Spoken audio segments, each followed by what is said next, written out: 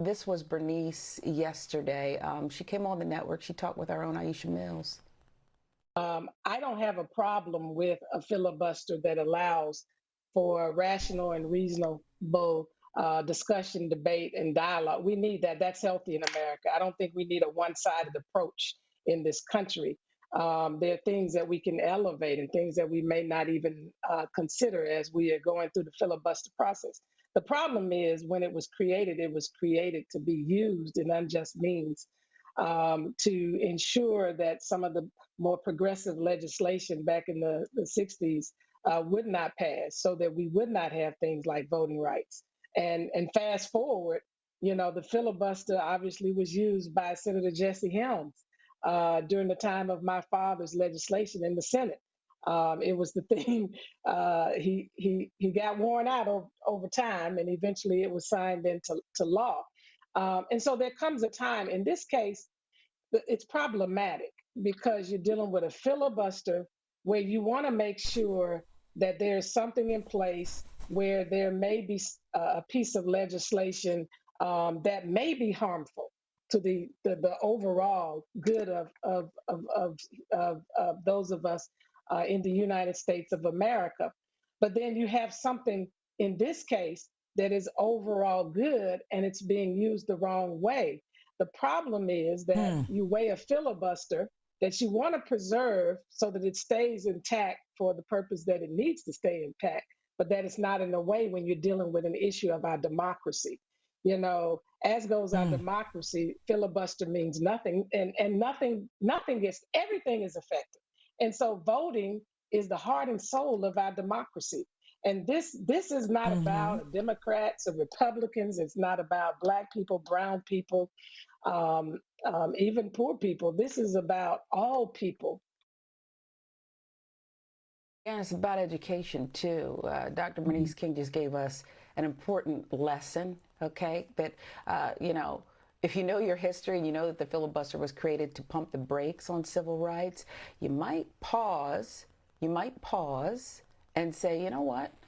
Let's get this done. And with that, let's bring in our friend, our DC correspondent, Bofta Yimam now, ahead of the Senate's debate today. Bofta, some, they're wondering why debating voting right. This we've been here before, right?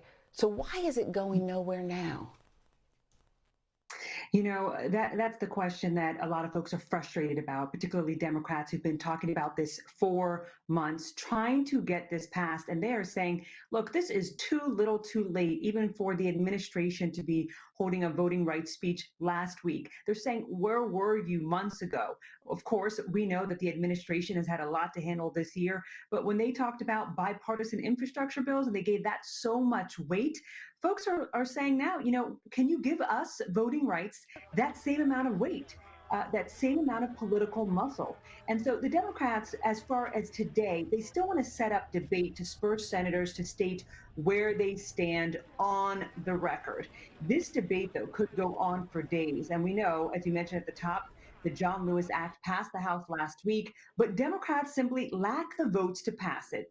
They don't have Republican support, and Senators Joe Manchin and Kirsten Sinema aren't willing to change the filibuster, saying it protects the views of the political minority and encourages bipartisan compromise. They have been saying that for months. They've said it publicly once again last week.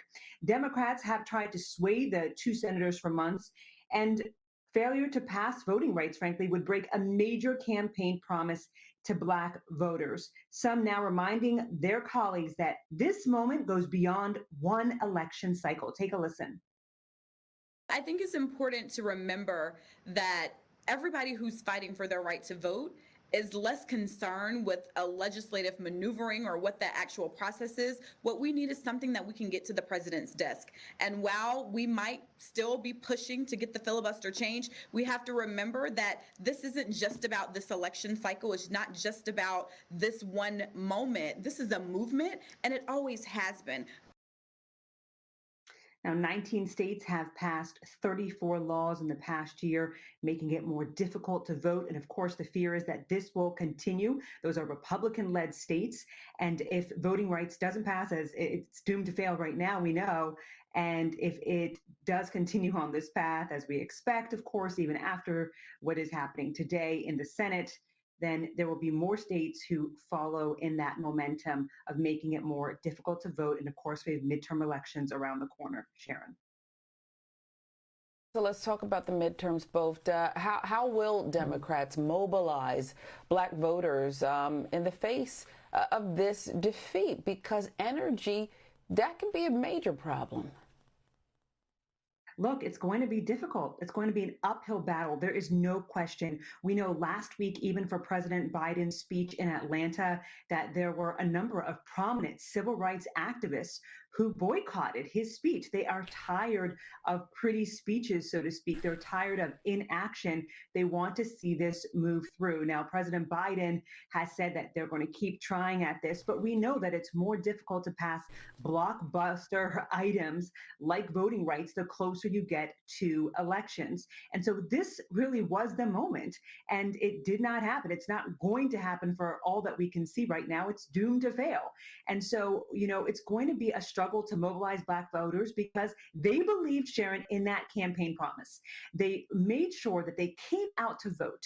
Black, brown people all came out to vote for the Biden administration, knowing that there was also, of course, Vice President Kamala Harris on the ticket. There was so much momentum. They did not build on that momentum and keep their campaign promises. And frankly, people are going to remember that. And they're going to remember, when they go to the polls, they're going to think long and hard about who to vote for. And they cannot now assume, the Biden administration, that they're going to get black voters. It's going to be a struggle, and this is a critical election because we know that those Republican-led states, that they are working right now very strategically, very intentionally, and Democrats have simply not put the same amount of effort when it comes to making sure that they stay true to their word in terms of voting. And so, those Republican-led states right now, they're working behind the scenes to make it more difficult to vote. And that's the bottom line. Yeah, Democratic Party acknowledging that they'll probably have to spend hundreds of millions of dollars to get out the vote. And you mentioned Atlanta. Stacey Abrams, now a candidate for the governor mansion in Georgia. She was not there, said she had that scheduling conflict, Bofta. Right. But, many political analysts say, no, Stacey Abrams knew her base, the ones that she directed and pushed and urged, and they went to the polls. They didn't want her there. They didn't want her standing next to this president. So they have a lot to unpack. We thank you, Bofta Yimam, live in D.C.